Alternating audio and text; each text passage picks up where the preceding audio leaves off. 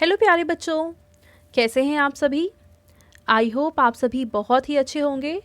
बच्चों, इस वीडियो में हम डिस्कस करेंगे SCERT के द्वारा शुरू किए गए पठन अभियान के तहत क्लास 4 की वर्कशीट नंबर 24, जो कि 15 फरवरी 2022 की वर्कशीट है और इसका थीम है प्लेसेस इन आ कम्युनिटी।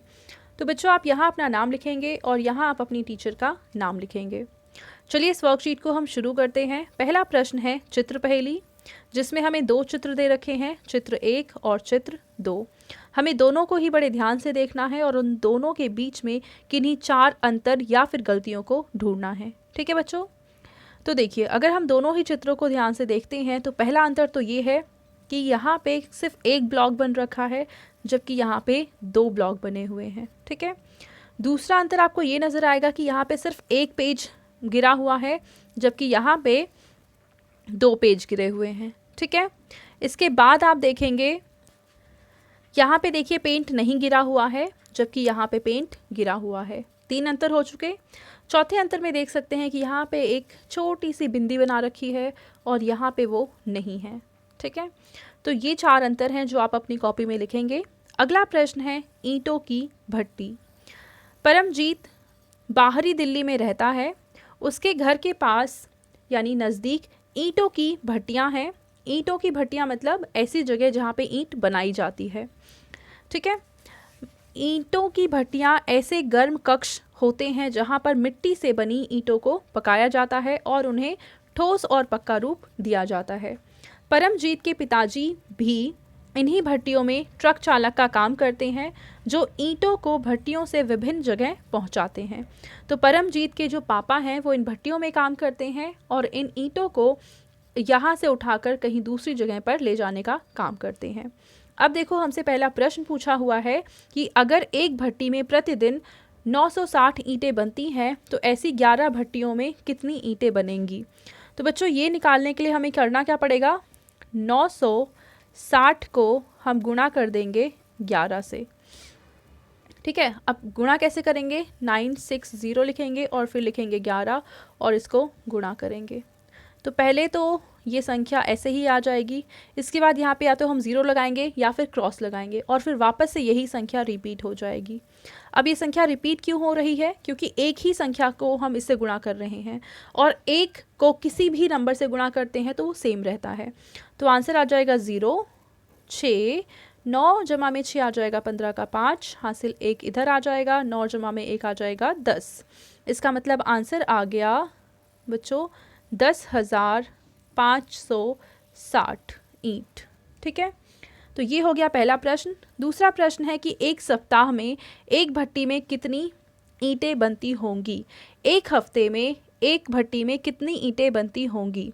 तो अगर एक दिन में 960 ईंटें बन रही हैं तो एक सप्ताह में होते हैं 7 दिन, तो 7 दिन में कितनी ईंटें बनेंगी। अब 960 को हम गुणा करेंगे इस केस में बच्चों किससे, 7 से। ठीक है, तो चलो गुणा करके देखते हैं। पहले हम लिखेंगे 960 और फिर हम इसको गुणा करेंगे 7 से। 7 गुणा में 0 आ जाएगा 0।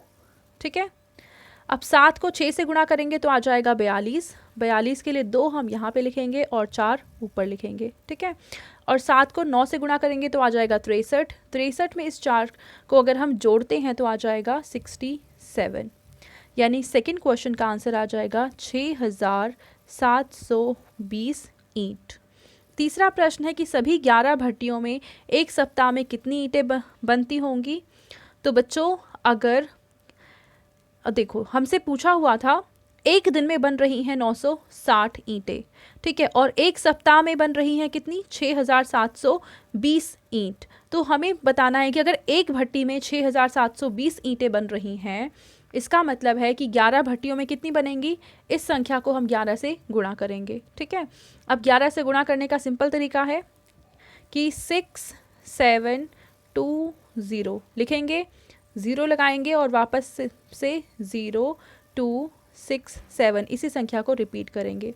ये आ जाएगा 0, ये आ जाएगा 2, इन दोनों को जोड़ेंगे आ जाएगा 9, इन दोनों को जोड़ेंगे आ जाएगा 12 और 1, 8, यानी आ जाएगा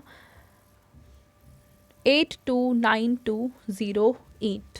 ठीक है, अगला प्रश्न है कि यदि एक ट्रक एक बार में 2500 ईंटें ले जा सकता है तो ऐसे 7 ट्रक कितनी ईंटें ले जा सकते हैं। तो अगर हमें निकालना है कि 7 ट्रक कितनी ईंटें ले जा सकते हैं तो हम क्या करेंगे, 2500 को हम 7 से गुणा कर देंगे, आंसर आ जाएगा 17,500 ईंट। ठीक है। इसके बाद हमसे पूछा है कि ईंट से मिलते जुलते आकार वाली किन्हीं 2 वस्तुओं के चित्र बनाइए। तो आप एक तो रबड़ बना सकते हैं, क्योंकि रबड़ कुछ ऐसी होती है और ये ईंट के जैसी ही देखने में हमें लगती है। ठीक है बच्चों।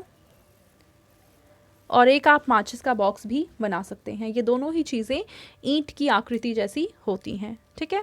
अब आपके पेरेंट्स के लिए सुझाव है कि बच्चों को ईंटों की भट्टियों के हानिकारक प्रभावों जैसे कि वायु प्रदूषण के बारे में बताइए। तो बच्चों ये थी आज की हमारी मैथ्स की वर्कशीट एंड आई होप आप सभी को ये वर्कशीट बहुत ही अच्छे से समझ में आई होगी। और बच्चों अगर आपको वीडियो पसंद आई है तो इसको ज़रूर लाइक करें, अपने फ्रेंड्स के साथ भी शेयर करें और इस चैनल को सब्सक्राइब करना बिल्कुल ना भूलें। Thank you.